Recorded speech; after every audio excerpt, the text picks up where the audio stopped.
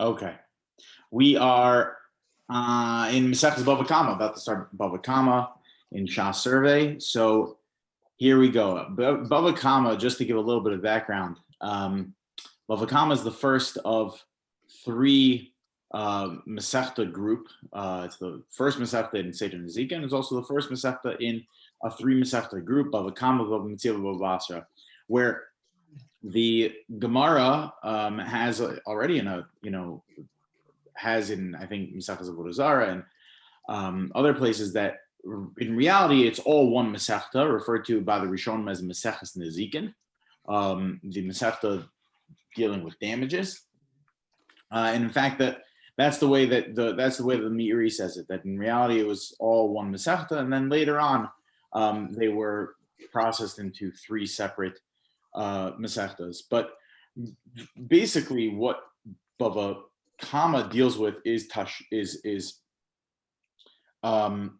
paying tashlumin. Okay, so if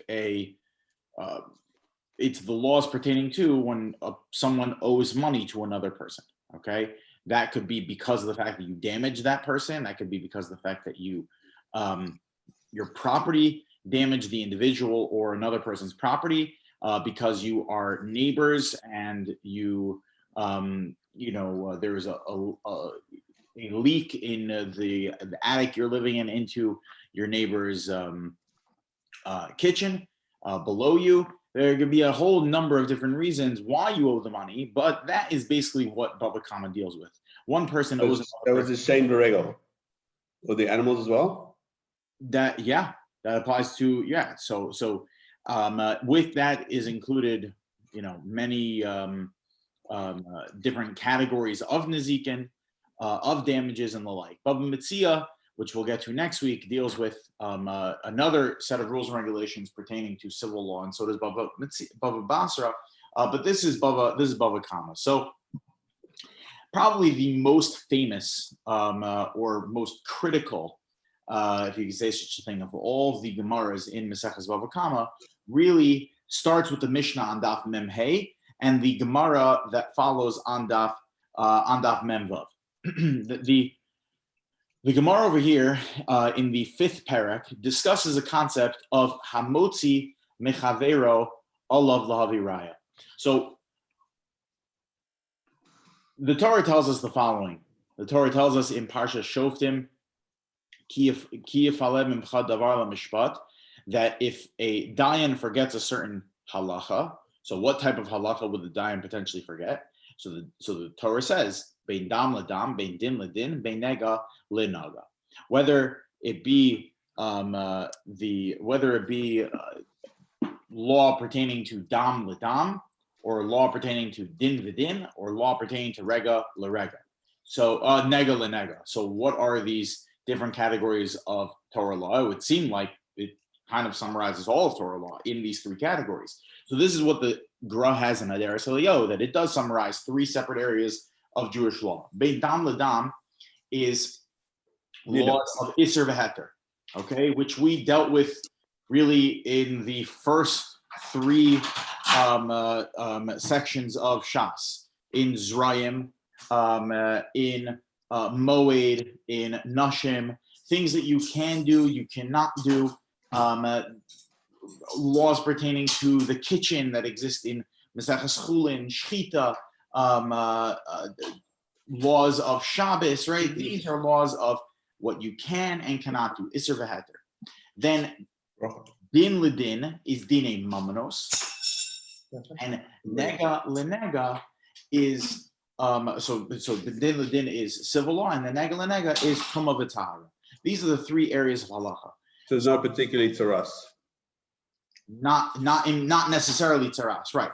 It's just symbolizing all tuma v'tahara.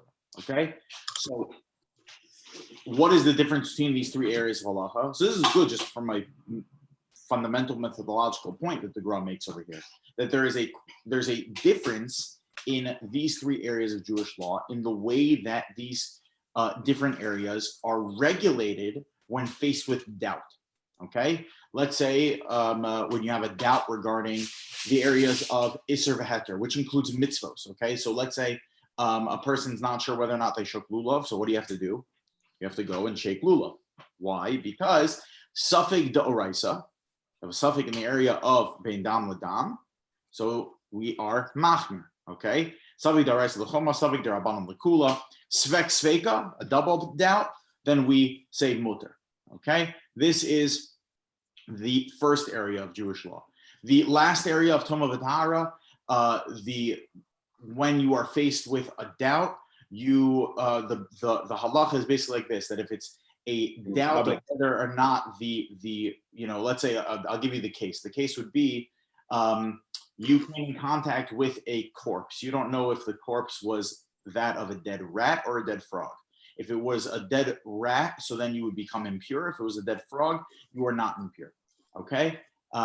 If you came in contact in Rishus HaYachid, so then with this, uncategorized rodent or whatever this thing is, this corpse, so you are tamei if it's in Rishus HaYachid, and if it's just in Rishus HaRabim, you are tahor. Now, in Rishus HaYachid, that is even if it's a double down, okay, or triple down, or you have 100 spekos, you're still going to be tamei if it's in Rishus HaYachid. Okay, well, let's focus on dinei mamnos because we're learning Bava Kama. So how do we regulate a suffix with regard to dinei mamnos? This is a machlokas found in the first Mishnah of the 5th parak of Maseches Bava Kama between the Chachamim and Sumkus. Sumkus is a Tana.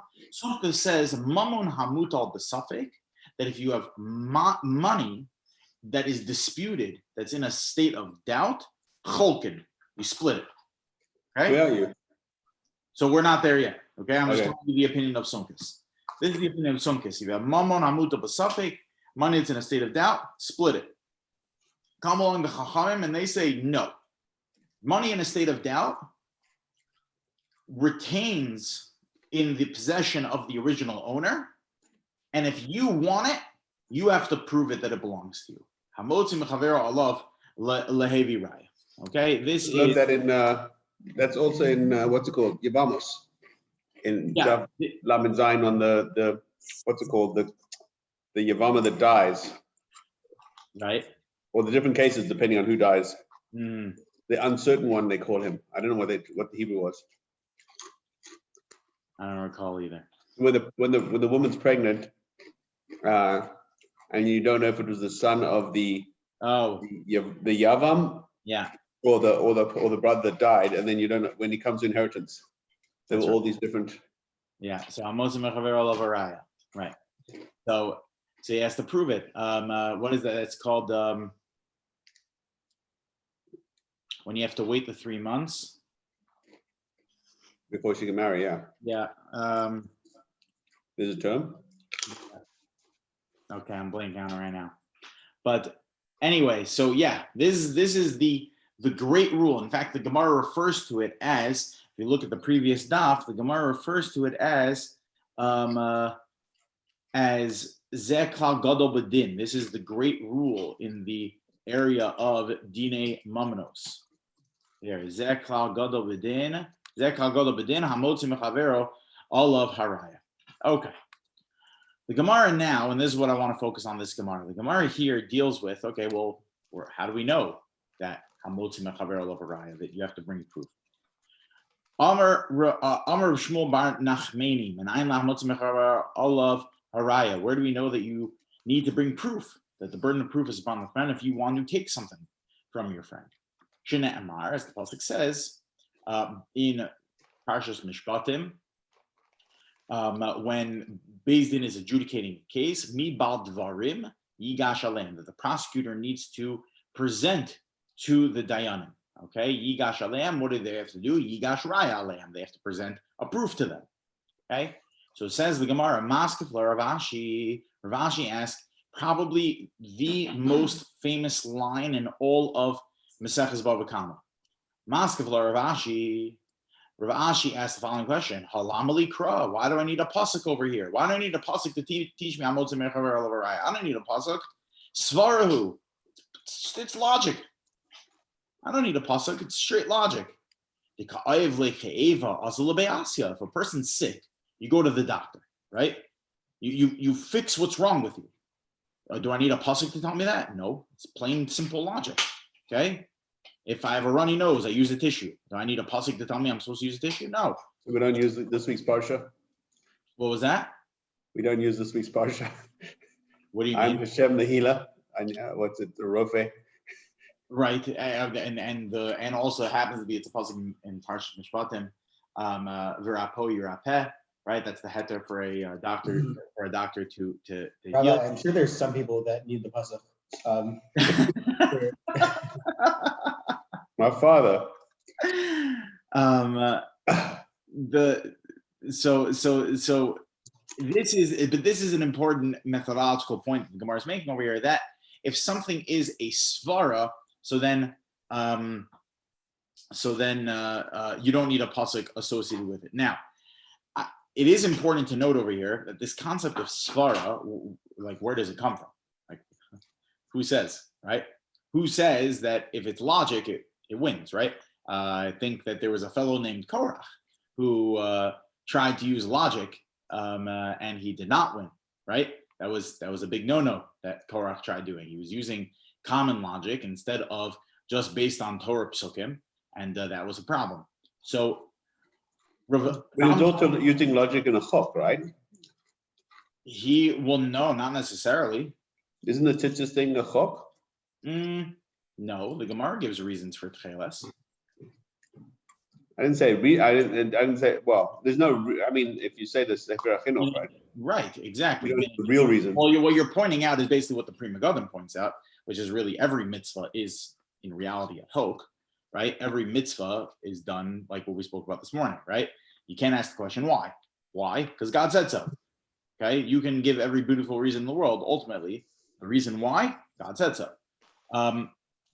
But here the question we're asking is a little different. Here the question we're asking is why is it that you don't need a pasuk?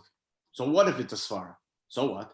So comes Reb Zalman Nechemia Goldberg, Zecher Tzadik V'Kodesh L'Vracha, who just passed away a few months ago.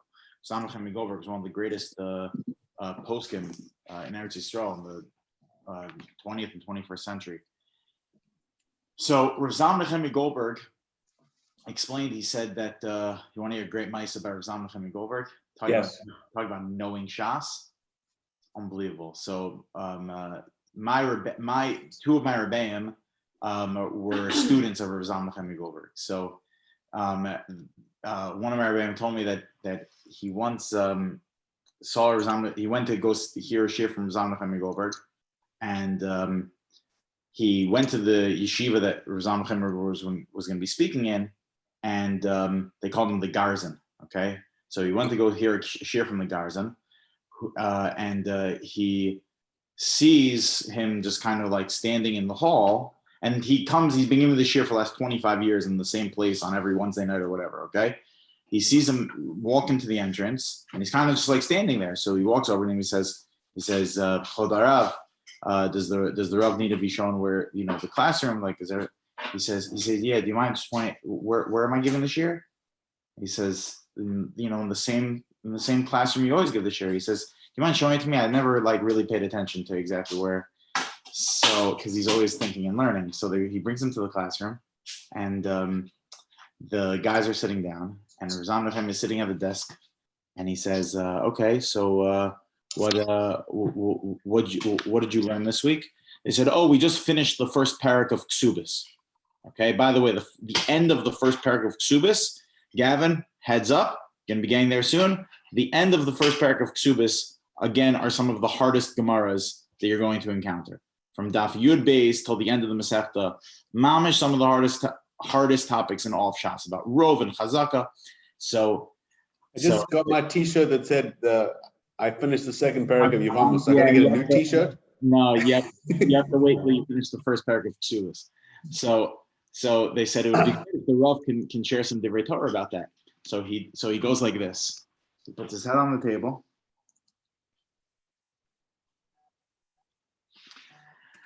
Bonatchil. And so then the boys say, "Oh, wait, Rebbe, you know what? Actually, you know what? Maybe if you could just share some divrei Torah on the beginning of the second parak." So he looks at everyone and he says, "Kfar hichanti, I already prepared." he just, I'm the mamish. I'm not joking. I can't exaggerate it. It is some of the hardest dapim in all of Shas. Anyway, comes along. Can you just text the person who just called me and say that I just need 10 minutes? I'm just finishing class, but I'll call them soon. So Razam Nehemiah says that, of course, you can't just use any logic you want. Okay. What the Gemara means is, why do I need a new pasuk? It's already logical based on Torah principles that you'd have to bring a proof. Why? I come over to you and I say, Rabbeinu Tam, can I please have the watch that you're wearing?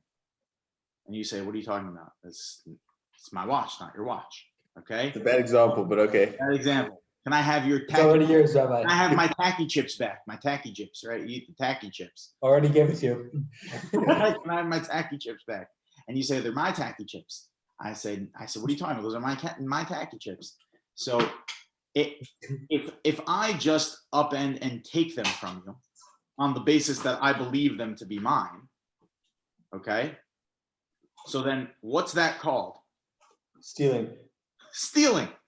We already have a pasuk to tell me that I need to bring a proof. He knows one thing.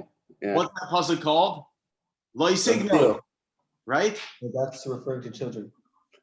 Not children, people. People. Okay. It's harder to steal. steal. Okay, you can't steal. So therefore, I don't need a pasuk to tell me I need to bring a proof in Bezdin. I already know I need to, because otherwise it'd be stealing. Okay, it's a svar. That is what the Gemara means over here. So now, the issue though is that it seems like from this Gemara pretty obviously that we assume lahalacha that Hamotzi Mechaber Lavaraya is learned out from a svara. It is logic. We don't need a new pasuk. Okay. The problem is Rashi. Rashi, in the beginning of the 5th parak of Maseches Gittin, when the Gemara over there deals with Hamotzi Mechaber Lavaraya, Rashi says, Olav lehevi edim. It's upon the prosecutor to bring edim, to bring witnesses, levar es hasafek, in order to absolve the doubt. V'de'oraisehi, and this would be a biblical concept that you have to do this. B'Bava Kama, as it's found in Maseches Bava Kama, based on the pasuk mi baldvar mi gash alehem, yigash raya alehem. Rashi quotes the pasuk. Why didn't Rashi say it's a svara? Rashi also, first of all, feels the need to go out of his way to quote. Because svara doesn't lead to doraisa. So No, it is. Svara is a doraisa concept. That's exactly what we just said from Zam Nechemiah. But can you use the svara to actually derive a doraisa? Or you can just use what the Gemara says. Maskevla Ravashi. Ravashi asks, Alamali Kra, why do I need the pasuk? Svaro. That's exactly what the Gemara means. But the Edom part? The fact that you need Edom? Well, what other raya are you going to use? Well, today you No, don't but need like, can you Edom. make Like, it Edom square? You need Edom. The Gemara makes it clear you need Edom. Can you make it Edom square? That is the definition of a raya, is Edom, according to the Gemara. You know? okay, so that's So basically, the question on Rashi here is just simply, why are you quoting the pasuk if it's learned out from a svara? The Gemara rejects the fact that it's learned from a pasuk, or you don't need the pasuk. So the Pnei Yehoshua over here on Maseches Gittin, right over here. So this is a question that's asked for Rabbi Kiva Eger. It's asked, but everybody asks this question on Rashi. It's a big problem. This Rashi. why is it a big problem? I don't understand. I mean, if there is the Gemara said you don't need the pasuk, He's arguing on the Gemara. but there is a pasuk, so why not use it? But the Gemara rejects it because you Oh, don't he's need actually rejecting the pasuk. Okay. Maskif. Maskif is a language of rejection. Maskif, even you see here, even the Halaga Merkava says it's an attack. Okay, Maskif la Ravashi. I don't know what happened to this. What? So okay, so he's saying that this as far as this. So so he's rejecting that this is what the pasuk means, or he's rejecting that you need a pasuk. He's rejecting that you need a pasuk. But there already is one. So then what's the point of? Because the Torah is so calculated in its word Mhm. So then this pasuk must be needed for something else. In fact, that's what the Gemara goes on. Okay, so it gives you another use of the pasuk. Rather, this pasuk is used for something else. Okay, okay, now I get it. So now, why Svara? Why does Rashi? Yeah, you. So comes along the Pnei Yeshua and he says like this. Says the Pnei Yeshua. The Svara is good. Again, the Svara is that you stole it from me, right? The Svara is that if I didn't prove it, then it'd be called stealing. Okay, that's what the Svara is, right? Comes along the Pnei Yeshua. That logic doesn't always work. That logic doesn't always work, and he gives an example. There's a machlokes taka. It's at the end of the first paragraph of Ksubis on Daf Yud Gimel. The Gemara has a machlokes about whether or not bari v'shema, bari adif, or lav bari adif. That I come over to Rabbeinu Tam and I say, Rabbeinu Tam, please give me my tacky chips. And you say, oh wait, these are your tacky chips? I thought they were my tacky chips, but now that you mention it, I really don't know. And I say, of course they're my tacky chips. Give me my tacky chips.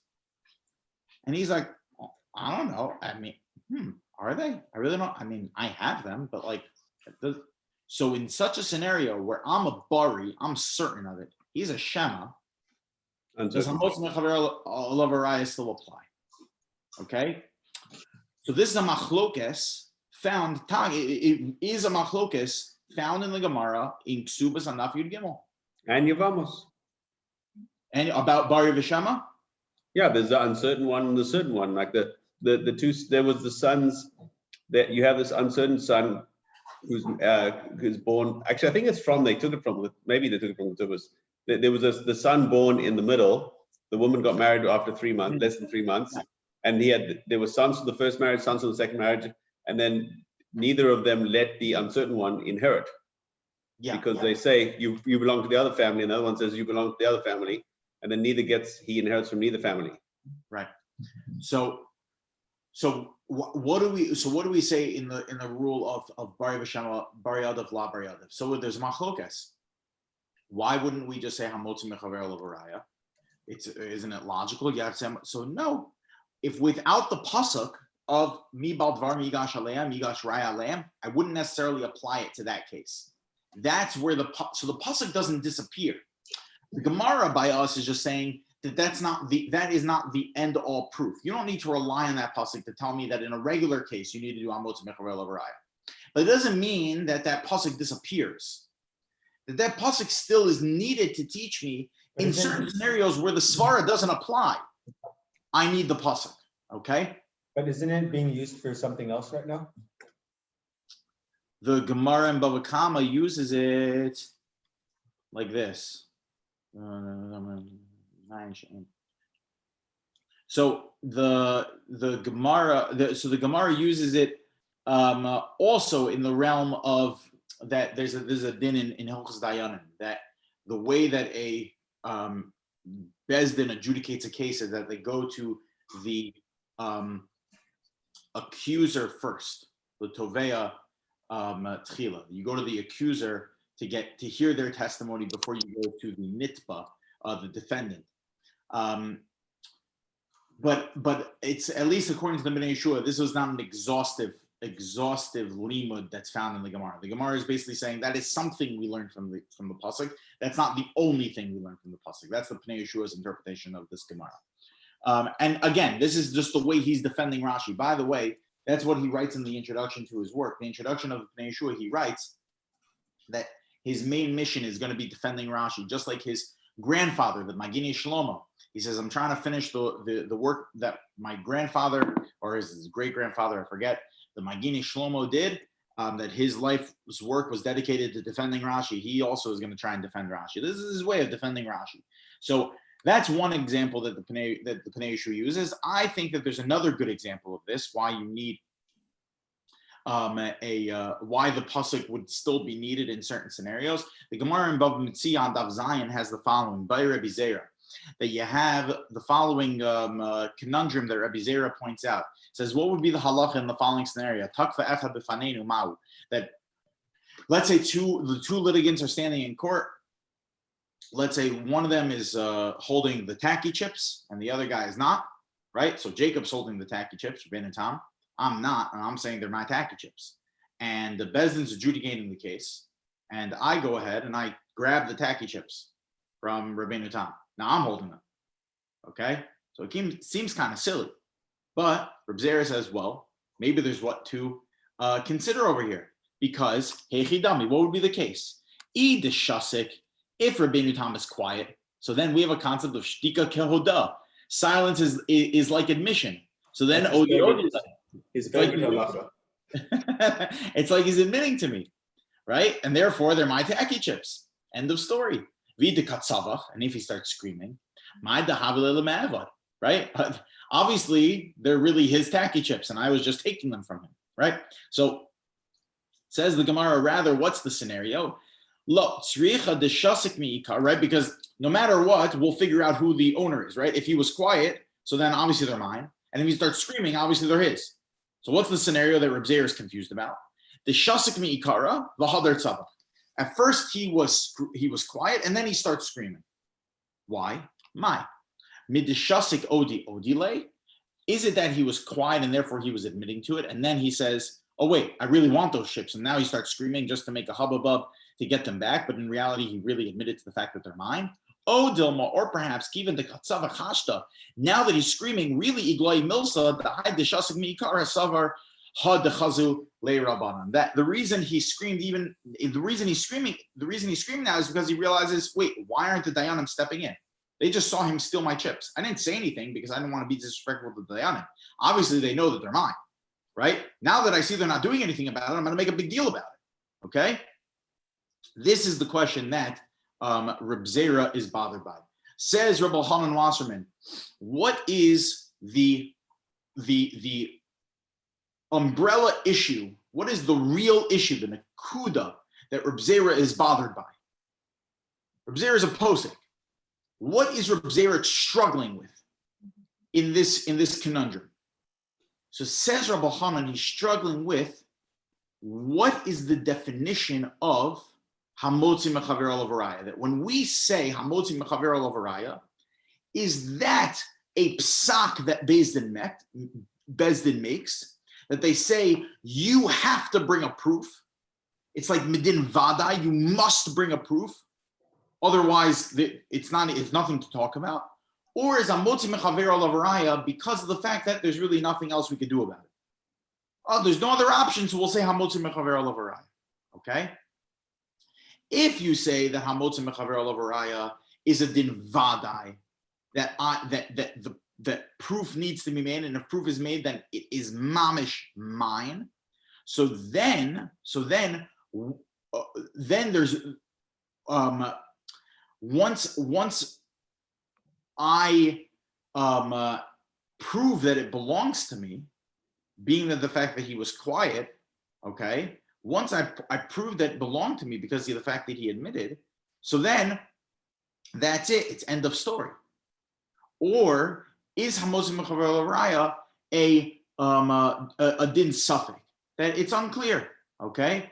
And the fact that now he's screaming, so now it really makes my ownership of this item quite questionable. So again, we see another scenario where it's not so clear cut exactly how hamotzi mechaver olav haraya fits in, and maybe this could be another case why it's necessary for us to have a pasuk in addition to the svara that's suggested by the Gemara.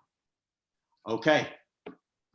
I don't understand the last part, because what you were saying is there's two ways to understand the pasuk or the concept. How does the pasuk clear up which one it is? The pasuk is going to be needed if we assume hamotzi mechaver olav haraya is a din suffix. That's where the pasuk is going to be needed, because there are many times where it is unclear who the actual rightful owner is, and yet we still paskin hamotzi mechaver olav haraya that you need to bring a proof if you want to get it, right? So the overarching principle of you can't take it, otherwise that would be considered stealing, just is not going to apply if it very well does belong to me, and it's not even clear that it belongs to the other person. Right? Who says that that's called stealing? Okay, that's when that other pasuk is going to be needed of mi baldvar migash aleim. Okay, this is I mean, it's good that we're starting with this concept of hamotzi mechavar l'raya, because really the rest of Seder Nezikin hangs its hat on this concept. This is as the Gemara said, Zek Kal Gadol Bedin. This is the major principle that follows suit for the rest of Seder Nezikin. All right, we'll stop here. Thank you, Rabbi. All right, shkoyach, guys.